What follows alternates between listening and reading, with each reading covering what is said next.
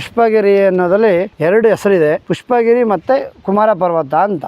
ನಮ್ಮ ಈ ಕಡೆ ಕೊಡಗಿನ ಕಡೆ ಸೋಮವಾರಪೇಟೆ ತಾಲೂಕು ಈ ಕಡೆ ಕೊಡಗು ಜಿಲ್ಲೆಯಿಂದ ನಾವು ಈ ಕಡೆ ನಮ್ಮ ಈ ಕಡೆ ಭಾಗ ಎಲ್ಲ ಪುಷ್ಪಗಿರಿ ಅಂತ ಕರಿತೀವಿ. ಯಾಕೆಂದ್ರೆ ಇಲ್ಲಿ ಶಿವ ಅಲ್ಲಿ ನೆಲೆಸಿರೋದ್ರಿಂದ, ಶಿವನ ಪಾದ ಇರೋದ್ರಿಂದ ನೆಲೆಸ್ತೀವಿ. ಅದೇ ಶ್ರೀಕಂಠ ಸುಬ್ರಹ್ಮಣ್ಯ ಆ ಕಡೆಯಿಂದ ಏನಂದ್ರೆ ಕುಮಾರ ಪರ್ವತ ಅಂತ ಹೇಳ್ತಾರೆ. ಅಂದ್ರೆ ಒಂದೇ ಬೆಟ್ಟ ಎರಡು ಹೆಸರು ಇರುತ್ತೆ. ಎರಡು ಹೆಸರು ಒಂದೇ. ನಮ್ಮ ಈ ಕಡೆಯಿಂದ ಹಿಂಬದಿ, ಪೂರ್ವದಿಂದ ಹಿಂಬದಿ ಅಂದ್ರೆ ಪಶ್ಚಿಮ ಆ ಸೈಡ್ ಪಶ್ಚಿಮ ಬಂದು ಆ ಈಶಾನ್ಯದಲ್ಲಿ ಆ ಕುಕ್ಕೆ ಸುಬ್ರಹ್ಮಣ್ಯದಿಂದ ಆ ಕುಮಾರ ಪರ್ವತ ಅಂತ ಹೇಳಿ ಸಮೇತ ಅಲ್ಲಿಗೆ ಹೆಸರಿದೆ, ಎರಡು ಹೆಸರಿದೆ. ಹಾಗೆ ಇಲ್ಲಿ ಶಿವ ಹೇಗೆ ಅವರು ಅಲ್ಲಿ ಪಾದ ನಡೆಸಿದ್ರು, ಹಾಗೆ ಸುಬ್ರಹ್ಮಣ್ಯ ಸಮೇತ ತನ್ನ ಹಾಗೆ ಹಿಂದೆ ತಾರಕಾಸುರನ ಯುದ್ಧ ಮಾಡಿ ಅದು ಮಾಡಿದಾಗ ಬಾಣದಲ್ಲಿ ಹೊಡೆದಾಗ ಚಿದ್ರ ಆಗಿ ಒಂದು ಷಟ್ಮುಖ, ಒಂದು ಹಾರುಮುಖ ಅಂತ ಹೇಳಿ ಅದು ಕಲ್ಲು ಸಮೇತ ಅಲ್ಲಿ ಸಿಗುತ್ತದೆ. ಅಲ್ಲೂ ಸಮೇತ ಭಕ್ತಾದಿಗಳು ಆ ಪಾದ, ಆ ಗುಡಿಯ ಪಾದದ ಹೊರಗಡೆ ಅಲ್ಲಿ ಹೊರಗಡೆ ಸಮೇತ ಅದು ಸ್ವಲ್ಪ ನೀವು ಹುಡುಕಿದರೆ ಅಲ್ಲೂ ಸಮೇತ ಆರುಮುಖದ ಒಂದು ಕಲ್ಲು ಸಿಗುತ್ತೆ. ಅದು ಷಟ್ಮುಖ ಸುಬ್ರಹ್ಮಣ್ಯದ ಕಲ್ಲು ಅಂತೇವೆ. ಇಲ್ಲಿ ಇನ್ನೊಂದು ಕರಿಮಣಿನೂ ಕೂಡ ಸಿಗುತ್ತದೆ, ಹಾಗೆ ಸುಬ್ರಹ್ಮಣ್ಯದು ಷಣ್ಮುಖ ಅಂತಾನೂ ಸಿಗುತ್ತೆ. ಹಾಗಾಗಿ ಆ ಸೈಡ್ ಬಂದು ಕುಮಾರ ಪರ್ವತ,